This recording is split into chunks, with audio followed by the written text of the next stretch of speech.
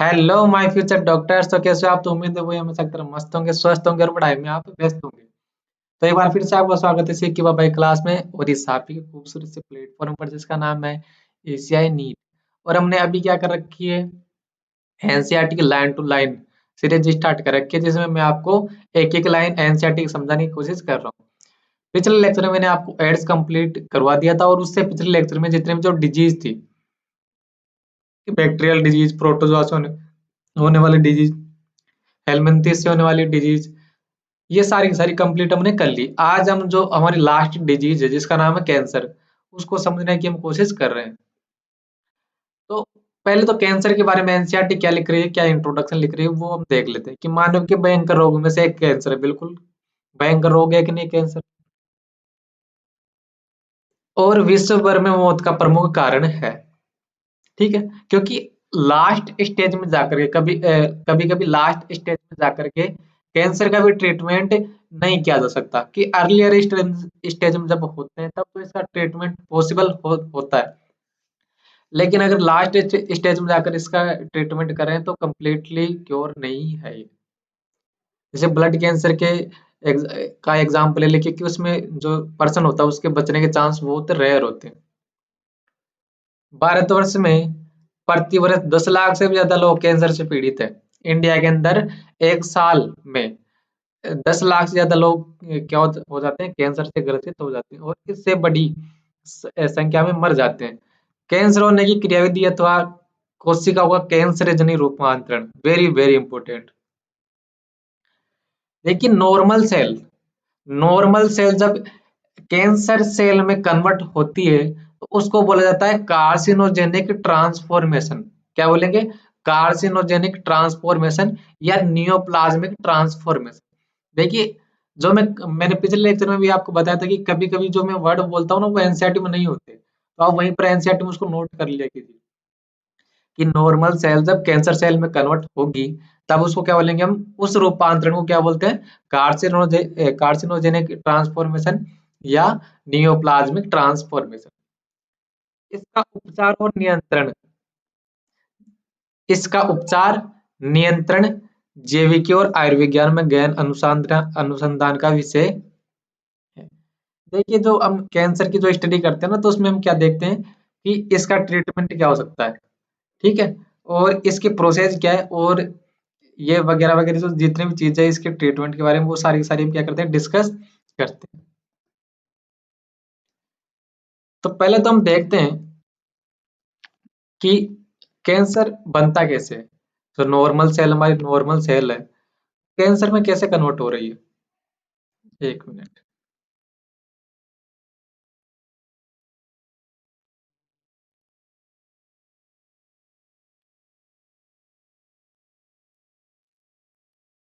देखिए क्या होगा।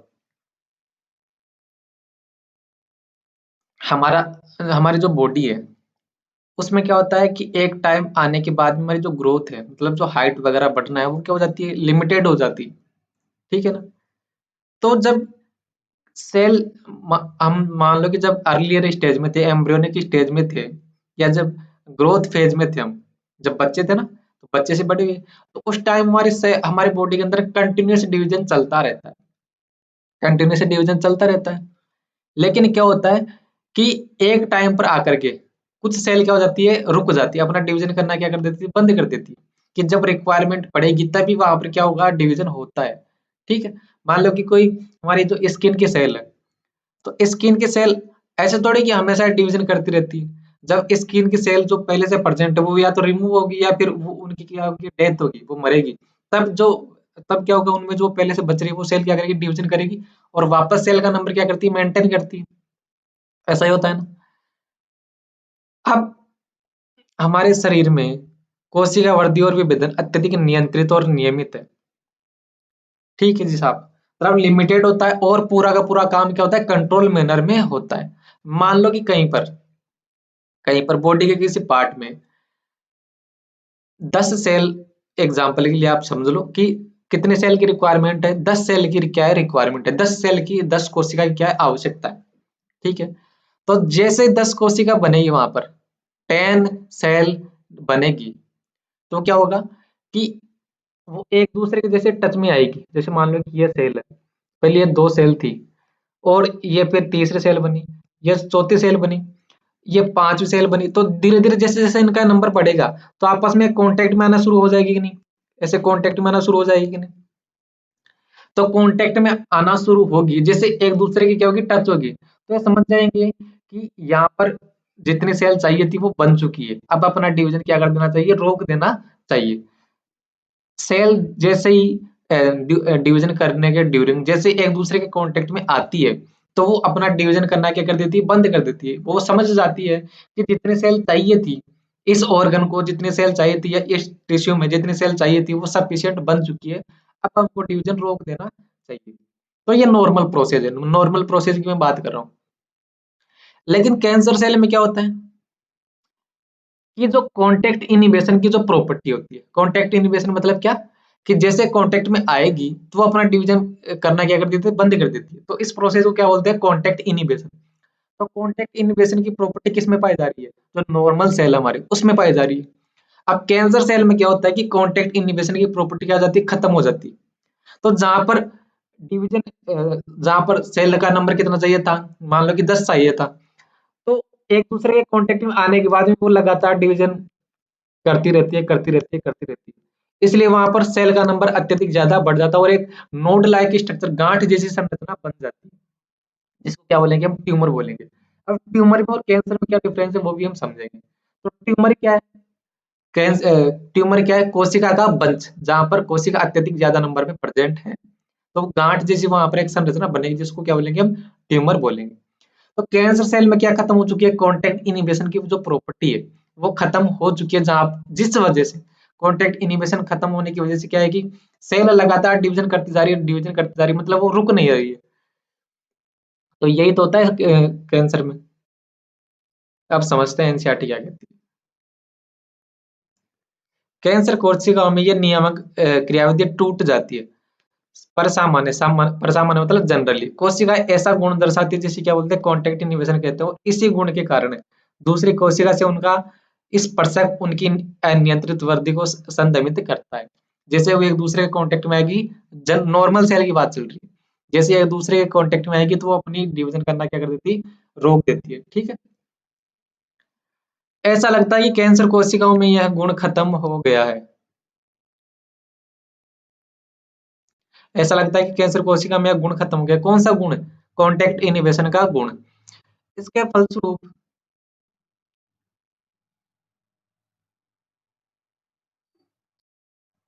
इसके फलस्वरूप कैंसर कोशिका विभाजित होना जारी रख कोशिकाओं का भंडार खड़ा कर देती है। मैंने अभी बनाया ना डायग्राम, बहुत सारी कोशिका इकट्ठा हो गई, जिसे क्या बोलते हैं, हम ट्यूमर बोलते हैं, या ट्यूमर को हिंदी में बोलते हैं अर्बुद। अब जो ट्यूमर है वो टू टाइप का हो सकता है। ट्यूमर क्या है, टू टाइप का हो सकता है। अर्बुद जो है वो टू टाइप का हो सकता है। एक तो होता है बिनाइन ट्यूमर और एक होता है मेलिग्नेंट ट्यूमर। एक तो होता है बिनाइन ट्यूमर और एक होता है मेलिग्नेंट ट्यूमर। अब समझिए, आप बात को समझिए कि एग्जैक्ट लाइन टू लाइन हम एनसीईआरटी समझ रहे हैं, एक्स्ट्रा आपको मैं कुछ भी नहीं बता रहा हूँ।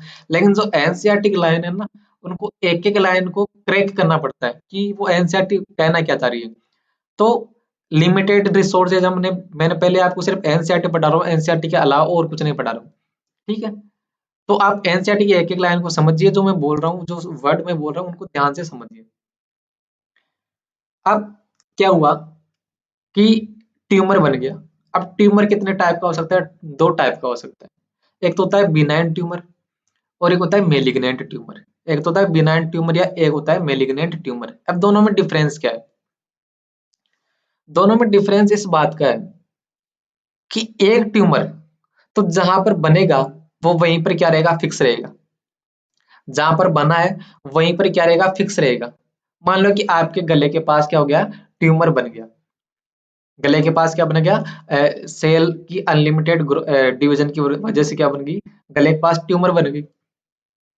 अब वो जो ट्यूमर अगर गले के पास फिक्स है, वो किसी और ऑर्गन में या किसी दूसरे अंग में नहीं जा रही है, तब तो उसको बोला जाता है बिनाइन ट्यूमर। कौन सा ट्यूमर बोला जाता है, बिनाइन ट्यूमर। मतलब जो जहां पर बना है वहीं पर क्या रहेगा, फिक्स रहेगा। जहां पर बना वहीं पर क्या रहेगा, फिक्स रहेगा। तो उसको तो बोलते हैं बिनाइन ट्यूमर। अब बिनाइन ट्यूमर इतना क्या होता है, खतरनाक नहीं होता है। क्यों? क्योंकि उसकी सर्जरी करके उसको क्या किया जाता है, जो गांठ है या जो ट्यूमर है उसको रिमूव कर दिया जाता है। सिंपल सी सर्जरी होती है। ठीक है जी साहब। लेकिन जो मेलिग्नेंट ट्यूमर है वो क्या होता है, डेंजरस होता है, और उसी ट्यूमर को क्या बोलते हैं, हम कैंसर बोलते हैं। मेलिग्नेंट ट्यूमर को क्या बोलेंगे, कैंसर बोलेंगे। क्यों? क्योंकि मेलिग्नेंट ट्यूमर क्या होता है, जहां पर बना है तो वो वहां की जो सेल है वो ब्लड के साथ किसी दूसरे ऑर्गन में चली जाती है, और फिर वहां पर क्या करना स्टार्ट कर देती है, वहां पर ट्यूमर ट्यूमर बनाना स्टार्ट कर देती है। फिर उस ऑर्गन से किसी तीसरे ऑर्गन में चलेगी तो वहां पर ट्यूमर बनाना स्टार्ट कर दिया, फिर चौथे ऑर्गन में चलेगी। तो ऐसे कर करके पूरे बॉडी ऑर्गन में क्या बनाना स्टार्ट कर देती है, ट्यूमर बनाना स्टार्ट कर देती है।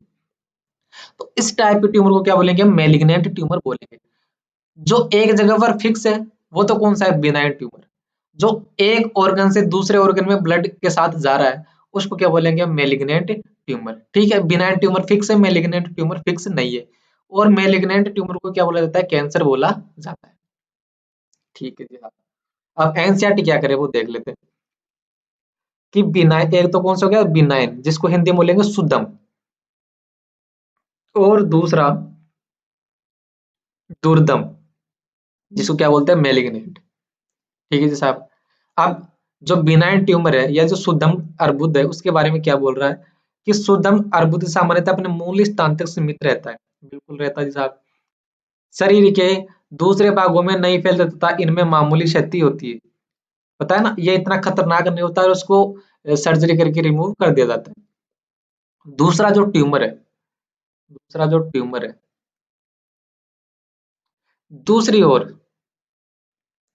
दुर्दम ट्यूमर मतलब, दुर्दम ट्यूमर मतलब मैलिग्नेंट ट्यूमर, परचुरोध भी कोशिका होगा पुंज है जो नियोप्लाज्मिक कोशिकाएं कहलाती है। देखिए, ये परचुरोध भी क्या है, मतलब जो कंटिन्यूअस ग्रोथ कर रही है, जिनमें लगातार अपना नंबर बढ़ा रही है, कंटिन्यूअस ग्रोथ कर रही है, उसको क्या बोलेंगे, परचुरोध भवी। इंग्लिश में बोले तो प्रोलिफरेट। अब जो कंटिन्यूअस डिवीजन की वजह से जो सेल बन रही है या जो कैंसर सेल बन रही है, देखिए ये क्या थी, नॉर्मल सेल। ये क्या थी, नॉर्मल सेल। कंटिन्यूअस डिवीजन की वजह से ये जो सेल बनी ना, इनको क्या बोलेंगे, हम कैंसर सेल बोल सकते हैं। क्या बोलेंगे, कैंसर सेल बोल सकते हैं, या फिर इसको नियोप्लाज्मिक सेल भी हम बोल सकते हैं। कैंसर सेल बोल सकते हैं, फिर नियोप्लाज्मिक सेल बोल सकते हैं। और नॉर्मल सेल का कैंसर सेल में ट्रांसफॉर्मेशन क्या कहलाता है, नियोप्लाज्मिक ट्रांसफॉर्मेशन कहलाता है। क्लियर? तो वही बात यहाँ पर लिखी हुई है। यह बहुत तेजी से बढ़ती है और आसपास के सामान्य ऊतकों पर हमला करते हैं एवं उन्हें क्षति पहुंचाती है। ठीक है जी साहब। अब दिमाग में ये बात आती है कि चलो भाई, अनलिमिटेड ग्रोथ हो भी रही है सेल की, या अनलिमिटेड डिवीजन सेल कर भी रही है, तो उससे हमको लॉस क्या है, ये लॉस ही लॉस है। लॉस ही लॉस है। मैं बताता हूँ आपको लॉस क्या है। मैं बताता हूँ आपको लॉस क्या है। मान लो कि एक फैमिली है, उसमें शाम के टाइम, सीधा सा एग्जांपल हम समझने की कोशिश कर रहे हैं कि एक फैमिली जिसमें 5 मेंबर है, और उनके पास सिर्फ 5 ही लोगों का क्या है, फूड अवेलेबल है। ओनली 5 लोगों का, उनके पास एक्स्ट्रा राशन भी नहीं है। अब उसी शाम को 10 रिश्तेदार घर पर आ गए, 10 रिश्तेदार के आगे घर पर आ गए। अब राशन है नहीं, एक्स्ट्रा राशन है नहीं, और जो बाजार है वो क्या हो चुका है, बंद हो चुका है। तो राशन कहाँ से लेकर के आए, तो राशन लेकर के नहीं आ सकते, और पड़ोसी क्या है वो देंगे नहीं, पड़ोसी देंगे नहीं। तो फिर क्या किया जाए, जो फूड अवेलेबल है उसी को साझा करके, मतलब मिल बांट करके खाया जाए उसको। तो पहले जिस फूड को 5 लोग खा रहे थे, अब उसी फूड को कितने लोग खा रहे हैं, 15 लोग खा रहे हैं।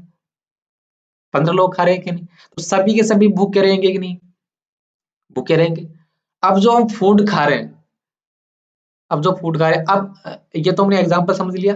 अब आप जो हमारा टॉपिक है उस पर आइए कि जब मान लो कि ट्यूमर सेल बनी, तो पहले जो हमारे न्यूट्रिशन थे, जो फूड था वो लिमिटेड था, लिमिटेड है फूड, तो रिसोर्सेज ये न्यूट्रिशन क्या लिमिटेड है।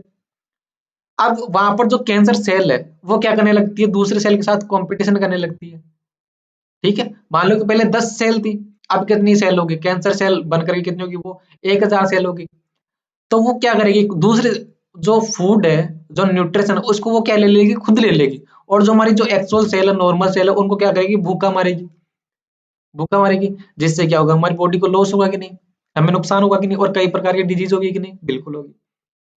तो यही बात है। अर्बुद कोशिकाएं सक्रियता से विभाजित होती है और वृद्धि करती है, जिससे वे अत्यावश्यक पोषकों के लिए सामान्य कोशिकाओं से स्पर्धा करती है। हमारी जो नॉर्मल सेल उनके साथ क्या करेगी, कंपटीशन करेगी, स्पर्धा करेगी, किसके लिए, फूड के लिए, और उन्हें भूखा मारती है। ऐसे अर्बुदों से उत्तरी हुई कोशिकाएं रक्त द्वारा दूर दराज स्थलों तक पहुंच जाती है। मतलब अर्बुद मतलब ट्यूमर, सॉरी कैंसर या ट्यूमर, एक एक ऑर्गन से दूसरे ऑर्गन में चली गई। तो इसी टाइप के ट्यूमर को क्या बोल रहे हैं हम, इसी टाइप के ट्यूमर को क्या बोल रहे हैं हम, मैलिग्नेंट ट्यूमर बोल रहे हैं। ठीक है जी साहब। अब एक चीज आप समझिए कि ट्यूमर सेल जो है, मान लो कि ये ट्यूमर सेल है, ये कहां पर बनी, लीवर में बनी। कहां पर बनी, लीवर में बनी। अब ये ब्लड के साथ कहां पर चली गई, ब्रेन में चली गई। ब्लड के साथ कहां पर चली गई, ब्रेन में चली गई। तो लीवर से कहां गई, ब्रेन में। तो एक ऑर्गन से दूसरे ऑर्गन में जा रही है, तो ट्यूमर तो कौन से टाइप का हो गया, मैलिग्नेंट ट्यूमर। लेकिन तो एक जगह से दूसरी जगह पर जाने की जो प्रोसेस है, जो जा रही है, उसको बोला जाता है मेटास्टेसिस।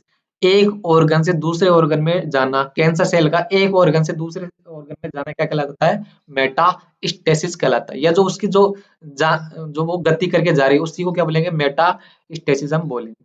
तो देखिए एनसीईआरटी में नेक्स्ट लाइन ये लिखी हुई है।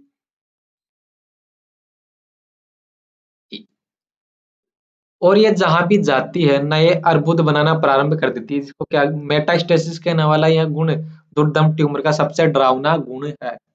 ठीक है। जो मैलिग्नेंट ट्यूमर है वो खतरनाक किस वजह से है?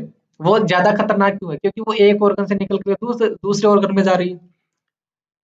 ठीक है। अगर वो फिक्स रहती, एक ऑर्गन में फिक्स रहती ना, तब तो उसको निकाल करके रिमूव किया जा सकता था। तो वो इतने खतरनाक क्यों है, क्योंकि वो एक ऑर्गन से निकल कर दूसरे ऑर्गन में जा रही है। उसी प्रोसेस को क्या बोलते हैं, मेटास्टेसिस बोलते हैं। तो हमारी जो कैंसर होती है या जो मैलिग्नेंट ट्यूमर होता है, उसका सबसे खतरनाक प्रॉपर्टी कौन सी है, मेटास्टेसिस होती है। जो मेटास्टेसिस है वो कहां पर देखने नहीं मिलेगी आपको, बिनाइन ट्यूमर में आपको देखने नहीं मिलेगी, क्योंकि वो फिक्स रहता है ना। ठीक है जी साहब। अब कैंसर किस वजह से फैलता है, कैंसर किस वजह से फैलता है? तो एनसीईआरटी में तो पहले पढ़ेंगे, तो सॉरी बाद में पढ़ेंगे, लेकिन उससे पहले मैं आपको एक फ्लो चार्ट दिखा देता हूँ, जिससे जिससे की हेल्प से आपको अच्छी तरह से समझ में आएगा।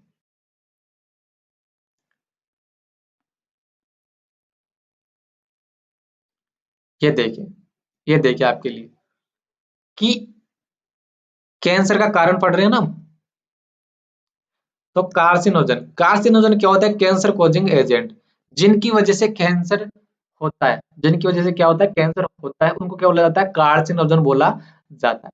अब कार्सिनोजन तीन टाइप के हो सकते हैं, एक तो फिजिकल हो सकते हैं, केमिकल हो सकते हैं, या फिर बायोलॉजिकल हो सकते हैं। तो फिजिकल तो देखिए कौन है, जो रेडिएशन होती है, जो रेडिएशन होती है वो किसके अंदर आती है, फिजिकल कार्सिनोजन के अंदर आती है। अब जो रेडिएशन वो भी दो प्रकार की हो सकती है, एक तो आयोनाइजिंग मतलब आयनकारी, आयोनाइजिंग आयोनाइजिंग, और दूसरी होती है नॉन आयोनाइजिंग मतलब अनआयनकारी। हिंदी हिंदी में बोलूं, आयोनाइजिंग को हिंदी में क्या बोलेंगे हम, आयनकारी। नॉन आयोनाइजिंग को हिंदी में बोलेंगे अनायनकारी। आयोनाइजिंग के एग्जाम्पल क्या है, अल्फा बीटा गामा और एक्सरे। और नॉन आयोनाइजिंग के एग्जाम्पल क्या है, अल्ट्रावायलेट रेडिएशन, जो कि क्या करती है, स्किन कैंसर करती है। तो ये जितने भी हमने रेडिएशन देखी वो क्या है, फिजिकल एजेंट, जो कि क्या कर सकती है, कैंसर कर सकती है। केमिकल एजेंट देखिए, जैसे टोबैको हो गया, जो कि ओरल कैंसर करेगा। स्मोकिंग हो गई, जो लंग्स कैंसर करेगा। विनाइल क्लोराइड और एफ्लेटॉक्सिन हो गया, जो लीवर का कैंसर करेगा।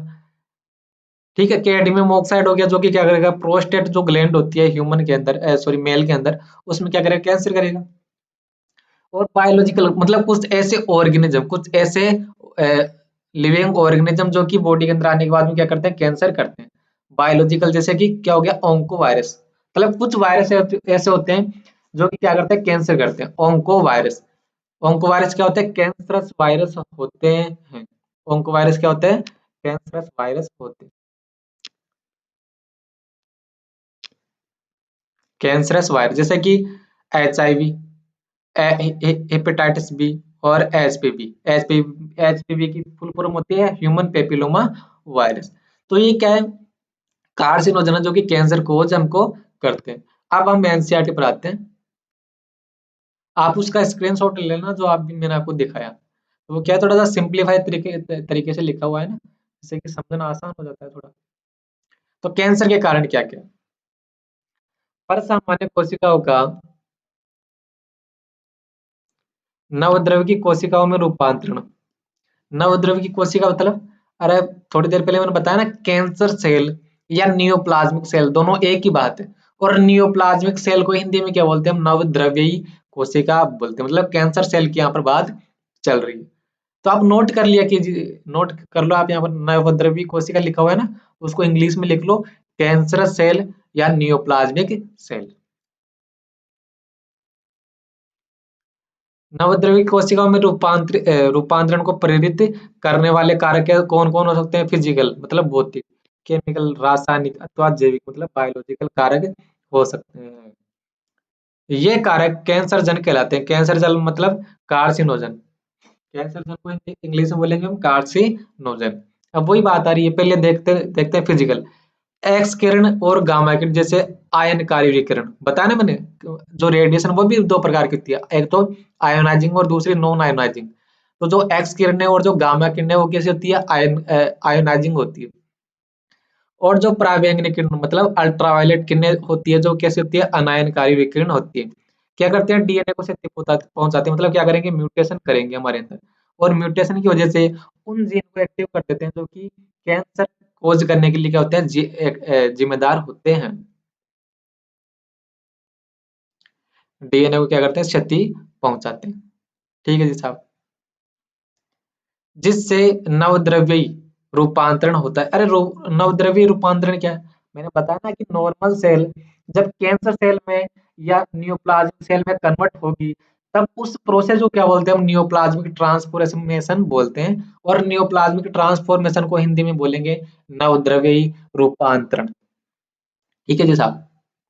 नवद्रव्य क्या बोलते हैं? हम रूपांतरण बोलते हैं। आगे, तंबाकू के धुएं में मौजूद रासायनिक रसायन जो है कैंसर जन फेफड़ों की कैंसर के मुख्य कारण है। फेफड़ों का कैंसर किससे होता है? उसी से फेफड़ों का कैंसर किससे होता है? उसी से जो तंबाकू का धुआं होता है ना, सिगरेट फूंकने से, बीड़ी पीने से वगैरह वगैरह, ये जो जितने भी धूम्रपान करने से क्या होता है? लंग्स कैंसर होता है। कैंसर उत्पन्न करने वाले कुछ विषाणु जिनको क्या बोलते हैं? ऑन्कोजेनिक वायरस बोलते हैं। बायोलॉजिकल एजेंट होते हैं। इनमें जो जीन होते हैं उनको क्या बोलते हैं? Viral oncogene. देखिए, वायरस है जो कैंसर कोज करेगा, उस वायरस को क्या बोलेंगे? हम ऑन्कोजेनिक वायरस। और वायरस के अंदर कुछ स्पेसिफिक टाइप के जीन होते हैं जिनको क्या बोलते हैं? Viral oncogene. मतलब ऐसे जीन जो कि हमारी बॉडी के अंदर आकर क्या करेंगे? म्यूटेशन कोज करेंगे या कैंसर कोज करेंगे। ठीक है। तो वायरल ऑन्कोजीन किसका जीन होता है? वायरस का जीन होता है। लेकिन वो कैंसर कोज किसके अंदर करेगा? हमारे अंदर करेगा, ना कि खुद के अंदर। ठीक है। इसके अलावा पर सामान्य कोशिकाओं में कई जीनों का पता चला है जिन्हें कुछ विशेष परिस्थितियों में सक्रियता किए जाने पर वे कोशिकाओं का कैंसर जनित रूपांतरण कर देते हैं। देखिए, एक तो वायरस के अंदर जीन है जिसको क्या बोला जा रहा है? ऑन्कोजीन, जो कि क्या करेगा? कैंसर कोज करेगा हमारे अंदर। ओंको ओंको जहां पर भी ओंको वर्ड आ रहा है वहां पर क्या होता है? कैंसर से समझना आप, क्योंकि कैंसर की स्टडी क्या बोलते हैं? ओंकोलॉजी बोला जाता है।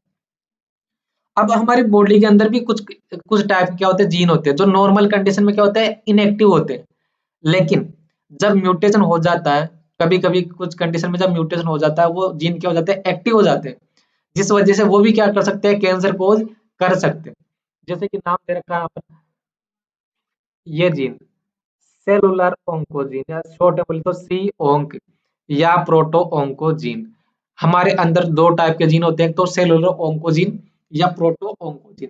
ये दो जीन ऐसे हैं जो कि क्या करते हैं, हमारी बॉडी के अंदर प्रेजेंट होते हैं, लेकिन नॉर्मली क्या होंगे, नॉर्मली क्या होते हैं, इनएक्टिव फॉर्म में होते हैं। लेकिन कुछ वजह से मान लो कि इनमें म्यूटेशन हो गया, तो ये एक्टिव हो जाते हैं और फिर क्या करना स्टार्ट कर देते हैं, कैंसर कोज करना स्टार्ट कर देते हैं। ठीक है, तो हमने क्या देखा यहाँ पर, फिजिकल एजेंट देखे जिसमें रेडिएशन देखी, केमिकल एजेंट देखे जिसमें धूम्रपान वगैरह आ गया, और बायोलॉजिकल एजेंट जैसे कि ओंकोजेनिक वायरस जिसके पास क्या था, ओंकोजीन प्रेजेंट था। ये तो हमने एजेंट देखे। इसके अलावा हमारी बॉडी के जो सेल में जो डीएनए, उसमें भी कुछ विशेष टाइप के जीन होते हैं जो कि क्या होते हैं, जनरली इनएक्टिव हो गए, लेकिन जब वो एक्टिव हो जाते हैं तब वो कैंसर करना स्टार्ट कर देते हैं। अब नेक्स्ट है, नेक्स्ट है जैसे आप डायग्नोसिस, निदान, निदान या डायग्नोसिस, मतलब कैंसर का पता कैसे लगाए, किसी की बॉडी के अंदर कैंसर है कि नहीं, या किसी ऑर्गन पर हमको सस्पेक्टेड जो ऑर्गन है, हमको ये शक है कि यार इस ऑर्गन में क्या हो सकता है, कैंसर हो सकता है, तो उसका पता कैसे लगाया जाता है। तो उसका पता लगाए लगाने के लिए अलग अलग क्या होती है, टेक्निक्स होती है। तो अगला टॉपिक हमारा कैंसर अभिज्ञान और निदान, मतलब डायग्नोसिस। डायग्नोसिस का मतलब पता लगाना, डिजीज का पता लगाना। कैंसर का शुरू में पता लगाना बहुत ही आवश्यक है, क्योंकि लास्ट में जाकर के, आखिरी स्टेज में जाकर के इसका ट्रीटमेंट फिर क्या हो जाता है, थोड़ा डिफिकल्ट हो जाता है, क्योंकि ऐसा होने पर कई मामलों में रोग रोग का सफलतापूर्वक इलाज किया जा सकता है, शुरुआत में इलाज किया जा सकता है। कैंसर अभिज्ञान, ऊतकों की मतलब ऑन्कोलॉजी स्टडी, कैंसर की स्टडी, ऊतकों की बायोप्सी और ऊतक विकृति अध्ययनों पर। अब समझिए, आप एनसीईआरटी पर आप ध्यान दीजिए, मैं जो बोल रहा हूँ उसको आप समझिए। यहाँ पर एक वर्ड आया बायोप्सी और एक वर्ड आया हिस्टोपैथोलॉजी। हिस्टोपैथोलॉजी, तो बायोप्सी क्या होता है कि मान लो कि कोई पेशेंट है जिसको ये चेक करवाना है कि यार या फिर डॉक्टर को ये शक है कि इस पेशेंट की इस बॉडी ऑर्गन में क्या हो सकता है, कैंसर हो सकता है। तो वो क्या करेगा, या तो उस ऑर्गन को निकालेगा, या उस ऑर्गन का कुछ पीस लेकर के, कुछ टुकड़ा लेकर के, या उस टिश्यू का कुछ भाग लेकर के बाहर निकाल लेगा बॉडी से। ठीक है, तो उसी को बोला जाता है बायोप्सी। किसी जीवित व्यक्ति का ऑर्गन या ऑर्गन का कोई पार्ट बाहर निकालना, किसके लिए, किसी की स्टडी के लिए भी हो सकता है, वो जरूरी नहीं है कि कैंसर के लिए हो, किसी रोग की, किसी भी रोग की स्टडी के लिए वो हो सकता है, तो उसको बोला जाता है बायोप्सी। बायोप्सी क्या है, किसी जीवित व्यक्ति के अंदर से ऑर्गन या ऑर्गन का कोई टुकड़ा बाहर निकालना क्या कहलाता है, बायोप्सी कहलाता है। अब एक वर्ड और होता है ऑटोप्सी। तो ऑटोप्सी क्या होता है कि जो कोई व्यक्ति मर गया है, अब मरने के बाद में उसमें मान लो कोई किसी डिजीज की स्टडी करनी है, तो उसके लिए उसका ऑर्गन जब निकालते हैं ना, तब उसको बोला जाता है ऑटोप्सी। ठीक है जी साहब, अब बायोप्सी आ गई हमारे पास, मतलब सैंपल आ गया, कोई भी जो बॉडी पार्ट है या कोई ऑर्गन है वो आ गया। अब उस बॉडी पार्ट की या उस बायोप्सी की स्टडी जिस लैब के अंदर करते हैं ना, जिस लैब के अंदर करते हैं, उस लैब को बोला जाता है हिस्टोपैथोलॉजिकल लैब, या बायोप्सी की स्टडी को क्या बोला जाता है, हिस्टोपैथोलॉजी बोला जाता है, सिंपल लैंग्वेज में आप समझिए। ठीक है, तो आपको किसी ऑर्गन में पता लगाना है कि इसमें कैंसर है नहीं, या नहीं है, तो उसके लिए पहले क्या करेंगे, हम बायोप्सी करेंगे, मतलब उस ऑर्गन को निकालेंगे, फिर उसकी क्या करेंगे, स्टडी करेंगे, जिसको क्या बोलेंगे हम, हिस्टोपैथोलॉजिकल स्टडी हम बोलेंगे। ठीक है, अरे बायोप्सी क्या है, ऑर्गन ही तो है, मतलब टिश्यू ही तो है, तो हिस्टोपैथोलॉजी, हिस्टो का वर्ड ही मतलब हिस्टो का मीनिंग क्या होता है, हिस्टो जो वर्ड है उसका मीनिंग क्या होता है, टिश्यू। हिस्टोलॉजी, टिश्यू की स्टडी क्या बोलेंगे हम, हिस्टोलॉजी बोलते हैं। तो जो बायोप्सी है वो भी तो क्या है, टिश्यू ही तो है एक टाइप का। देखिए आप समझिए, बायोप्सी को हिंदी में बोलते हैं जीवुती परीक्षा। जीवुती परीक्षा, मेरे तो जबान भी उल्टी पुल्टी हो जाती है, हिंदी के कुछ वर्ड ऐसे होते हैं। बायोप्सी और हिस्टोपैथोलॉजिकल, बायोप्सी और हिस्टोपैथोलॉजिकल, हिस्टोपैथोलॉजी को हिंदी में बोलते हैं ऊतक विकृति अध्ययनों तथा बढ़ती कोशिका गणना के लिए रुधिर तथा अस्थि मज्जा परीक्षण अस्थि मज्जा परीक्षण पर आधारित है। कैंसर का पता लगाने के लिए क्या कर सकते हैं हम, देख तो बायोप्सी कर सकते हैं। ठीक है, बायोप्सी में क्या करेंगे हम, टिश्यू की स्टडी करेंगे, और साथ में जो अगर किसी को ये शक है ब्लड कैंसर के बारे में अगर पता करना है, तो उसके लिए क्या करेंगे, ब्लड का सैंपल लेंगे, या फिर जो जो बोन मैरो उसका सैंपल लिया जाता है। और एक नाम आया यहाँ पर ल्यूकेमिया। ल्यूकेमिया जो ब्लड कैंसर होता है ना, ब्लड कैंसर में जनरली क्या होता है कि जो डब्ल्यूबीसी है वो लगातार कंटिन्यूस डिवीजन करना स्टार्ट कर देती है, जिसको क्या बोला जाता है, ल्यूकेमिया या फिर ब्लड कैंसर। क्योंकि ब्लड के अंदर तीन टाइप की सेल होती है, आरबीसी, डब्ल्यूबीसी और प्लेटलेट। तो आरबीसी और प्लेटलेट तो डिवीजन नहीं कर सकती, तो डिवीजन कौन कर सकती है, सिर्फ डब्ल्यूबीसी कर सकती है। तो डब्ल्यूबीसी लगातार डिवीजन करेगी और क्या कर देगी, वो ब्लड कैंसर कर देगी, जिसको क्या बोला जाता है, ल्यूकेमिया बोला जाता है। क्योंकि डब्ल्यूबीसी का दूसरा नाम क्या होता है, ल्यूकोसाइट होता है ना। तो हम क्या कर सकते हैं, बायोप्सी कर सकते हैं या फिर सेल काउंट कर सकते हैं। मान लो कि एक सैंपल ले लिया, उसमें हम सेल काउंट करेंगे कि कितने डब्ल्यूबीसी का नंबर कितना आ रहा है। अगर डब्ल्यूबीसी का नंबर ज्यादा आ रहा है, अनलिमिटेड मतलब बहुत ज्यादा आ रहा है, तो हम क्या मान सकते हैं, वहां पर ब्लड कैंसर है व्यक्ति को। तो ल्यूकेमिया के मामले में, एक मिनट, ल्यूकेमिया के मामले में होती है, ल्यूकेमिया के मामले में क्या करेंगे, हम ब्लड की स्टडी करेंगे। मतलब कोई ब्लड का सैंपल लेंगे, फिर उसमें सेल सेल क्या कर लेंगे, काउंट कर लेंगे, या फिर बोन मैरो से सैंपल भी हम ले सकते हैं। जीवतु परीक्षा, जीवती परीक्षा मतलब बायोप्सी, पता है ना बायोप्सी में क्या होगा, जिस ऊतक पर शक होता है उसका एक टुकड़ा लेकर पतले अनुच्छेदों में काटकर अभिरंजित करके रोग विज्ञानी द्वारा जांचा जाता है। देखिए क्या होता है बायोप्सी में, क्या करते हैं जो हिस्टोपैथोलॉजी लैब, उसमें क्या करते हैं कि बायोप्सी आई हमारे पास, उसकी फिर क्या बनाई जाती है, स्लाइड बनाई जाती है। अब अगर अभी आपको ये समझ में नहीं आएगा कि कैसे क्या बनाई जाती है, या कोई लैब टेक्नीशियन होता है ना, या तो वो करता है या तो फिर जो पैथोलॉजिस्ट होता है। आप भी हो सकता है कि फ्यूचर में जाकर के एमबीबीएस करने के बाद में पैथोलॉजिस्ट बनो, तब आपको भी ये देखने को मिलेगा मिलेगा और आप खुद करोगे उसको। या तो ये जो बायोप्सी या फिर जो कटिंग है, सेम ये जो सेक्शन काटते हैं हम, या फिर जो स्टेनिंग करते हैं, ये कौन करता है, जो टेक्नीशियन होता है, हिस्टोपैथोलॉजी के अंदर जो टेक्नीशियन होता है उसका काम होता है।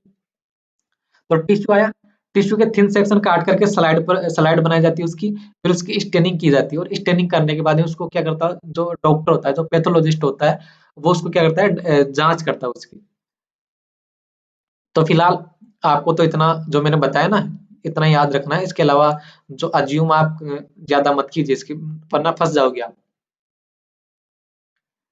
अभिरंजित करके रोग विज्ञानी द्वारा, मतलब रोग विज्ञानी मतलब पैथोलॉजिस्ट द्वारा जांचा जाता है। अगर आंतरिक अंगों के कैंसर का पता लगाने के लिए विकिरण रेडियोग्राफी, एक मिनट,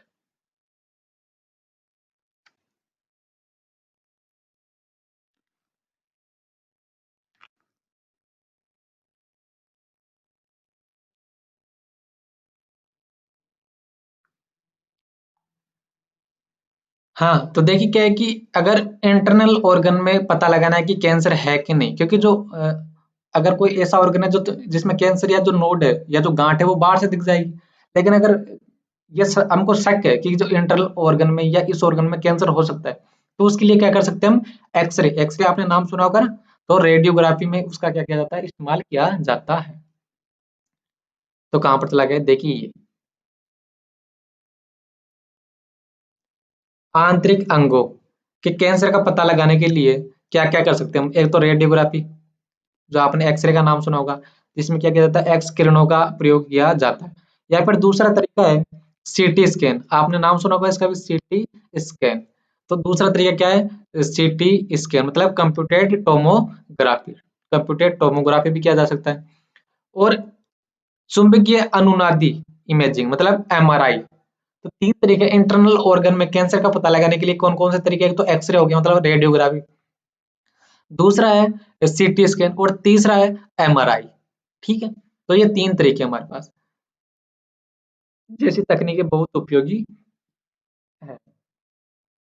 अब ये जो अभिकलित टोमोग्राफी मतलब सीटी स्कैन है, एक्स किरणों का उपयोग करके, सीटी स्कैन में भी क्या करेंगे हम, एक्स किरणों का उपयोग करेंगे।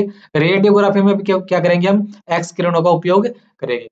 किसी अंग के भीतरी भागों की 3D इमेज मतलब त्रिविमीय प्रतिबिंब बनाती है। Very very important, CT scan के अंदर जो हमारे इंटरनल ऑर्गन है उसकी कौन सी इमेज बनेगी, 3D इमेज बनेगी। जीवित ऊतक में वैकल्पिक मतलब पैथोलॉजिकल और फिजियोलॉजिकल परिवर्तनों का एकदम सही पता लगाने के लिए एमआरआई में तेज चुंबकीय, वेरी वेरी इंपॉर्टेंट, तेज चुंबकीय क्षेत्रों और अनआयनकारी विकिरणों का उपयोग किया जाता है। विकिरणें भी कौन सी होनी चाहिए? देखिए यहाँ पर जो छोटे छोटे वर्ड आने ट्रम आ रहे हैं, यहीं से क्वेश्चन बनते हैं और यहीं से फिर आप सोचते हुए कि यार ये तो मैंने पढ़ रखा था फिर भी गलत हो गया। अब जो एमआरआई है उसमें विकिरणें तो यूज की जा रही है, लेकिन कौन सी विकिरणें? एक तो विकिरणें भी एक तो आयोनाइजिंग होती है और एक नॉन आयोनाइजिंग होती है। तो यहाँ पर कौन सी यूज की जा रही है? नॉन आयोनाइजिंग विकिरणों का यूज किया जा रहा है। ठीक है जी साहब, नेक्स्ट आगे चलते हैं।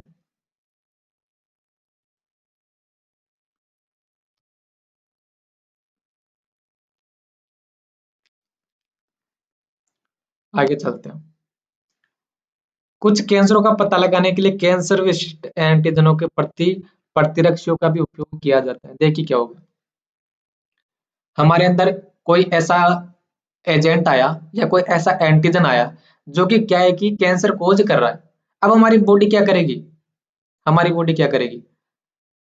जो कैंसर करने वाला जो एजेंट आया है या जो एंटीजन आया है, अब वो इतना शातिर होता है कि वो इतना शातिर होता है कि हमारी जो खुद की बॉडी है या जो इम्यून सिस्टम है वो उसको पहचान नहीं पाता है। वो उसको पहचान नहीं पाता है। अगर उसको पहचान नहीं पाएगा तो वो उसके अगेंस्ट एंटीबॉडी भी नहीं बना पाएगा। ठीक है ना? तो इम्यून सिस्टम को इसने क्या दे दिया? चकमा दे दिया एक तरह से। तो इम्यून सिस्टम एंटीबॉडी नहीं बना रहा है, लेकिन वो खुद एंटीजन तो है ना।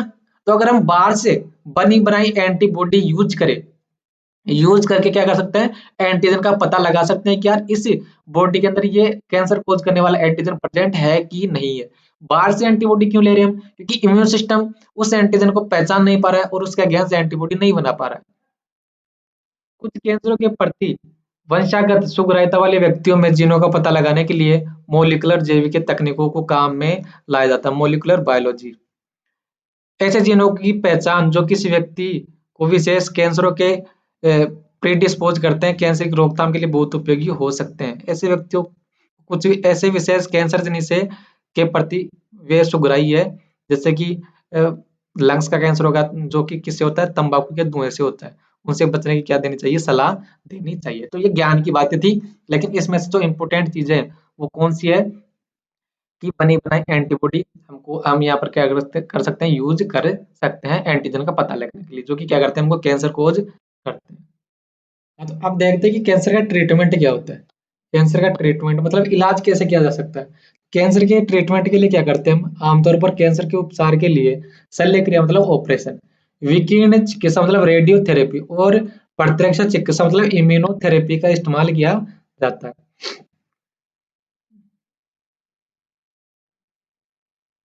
ठीक है, इम्यूनोथेरेपी का इस्तेमाल किया जाता है। अब देखिए विकिरण चिकित्सा मतलब जो रेडियोथेरेपी होती है उसमें क्या करते हैं? उसमें हाई रेडिएशन यूज करके जो भी ऑर्गन है, जिस ऑर्गन में कैंसर है, उस पार्ट को क्या क्या क्या कर दिया जाता है? जला दिया जाता है। मतलब उसके सेल को क्या कर दिया जाता है? नष्ट कर दिया जाता है। ऐसे नहीं कि उसको मतलब पूरे ऑर्गन पर ही डालेंगे। जिस ऑर्गन के जिस पार्ट में कैंसर है उस ऑर्गन पर रेडिएशन डाली जाती है और उन्हीं सेल को क्या किया जाता है? सिर्फ डैमेज किया जाता है। इससे क्या हुआ कि उसका जो प्रोटोप्लाज्म है वो सूख जाता है और उसकी जो मेटाबॉलिज्म है वो खत्म होगी और सेल मर जाएगी आखिर में। तो इस रेडियोथेरेपी के दौरान पूरा ध्यान दिया जाता है कि आसपास की सेल डैमेज ना हो। अगर आसपास की सेल डैमेज होगी तो उससे क्या हो सकता है? नुकसान हो सकता है ना, नुकसान हो सकता है। तो यहाँ पर लिखा हुआ है कि आसपास वाले पर सामान्य ऊतकों का पूरा ध्यान रखा जाता है।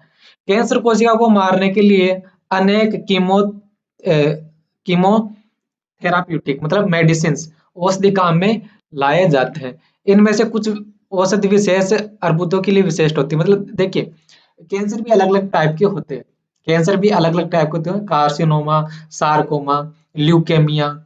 ठीक है, अलग अलग अलग टाइप के कैंसर होते हैं। वो एनसीईआरटी मेंशन नहीं कर रखे हैं और आपको पढ़ने की भी जरूरत भी नहीं है। तो अलग अलग टाइप के कैंसर के लिए जो कीमोथेरेपेटिक्स है मतलब जो मेडिसिन है वो भी क्या होगी? अलग अलग होंगी।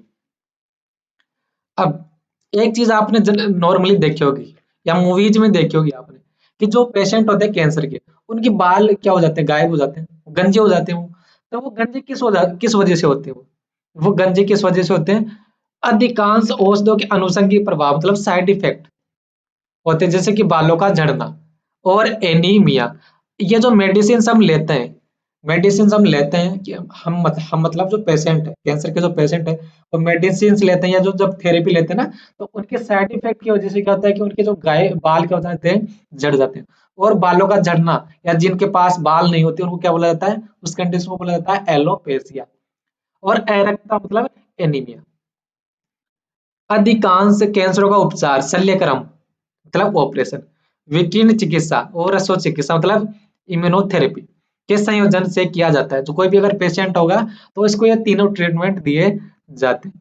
अर्बुद कोशिका प्रतिरक्षा तंत्र द्वारा पता लगाए जाने और नष्ट किए जाने से बचती है। ये चीज मैंने पहले बताई, ये चीज मैंने पहले ही बता दी कि जो कैंसर सेल्स या जो कैंसर कोज करने वाले जो एंटीजेंस है, उनको इम्यून सिस्टम पहचान नहीं पाता। उनको इम्यून सिस्टम पहचान नहीं पाता और उसके अगेंस्ट क्या नहीं बन सकती है, एंटीबॉडी नहीं बन पाती। इसलिए ऐसे पदार्थ दिए जाते हैं जिन्हें जैविक अनुक्रिया रूपांतरक कहते हैं। ये ऐसे पदार्थ दिए जाएंगे जिनको बोलेंगे जैविक अनुक्रिया रूपांतरण। ये क्या करेंगे, जाकर के इम्यून सिस्टम को एक्टिव करते हैं, ताकि इम्यून सिस्टम उन एंटीजन को या फिर उन कैंसर सेल को पहचान कर उनको क्या कर सके, नष्ट कर सके। जैसे कि यहाँ पर एग्जाम्पल दे रखा है अल्फा इंटरफेरोन, आप इसको सही कर लेना, ये वाई की तरह लिखा हुआ है, अल्फा, ये अल्फा है। तो ये क्या करेगा, हमारे इम्यून सिस्टम को जाकर के एक्टिव करता है, जो उनके प्रतिरक्षा तंत्र को सक्रिय करता है और अर्बुद को नष्ट करने में सहायता करता है। तो ये हमने कैंसर जो टॉपिक है, या जो कैंसर जो डिजीज है, उसकी एक एक लाइन हमने ठीक से कवर कर लिए। फिर भी अगर आपको किसी लाइन में कंफ्यूजन है, फिर भी आपको किसी लाइन में कंफ्यूजन है, तो नीचे कमेंट बॉक्स आप ही के लिए दे रखा है, वो कमेंट बॉक्स स्पेशली आपके लिए ही बनाया है। तो आप उस कमेंट बॉक्स का इस्तेमाल कीजिए। जो टेलीग्राम चैनल की जो लिंक दे रखी है, उस लिंक को इस्तेमाल करके आप अपने जो क्वेरीज है, आपके जो क्वेश्चन है, आप हमारे टेलीग्राम ग्रुप पर हमसे पूछ सकते हो।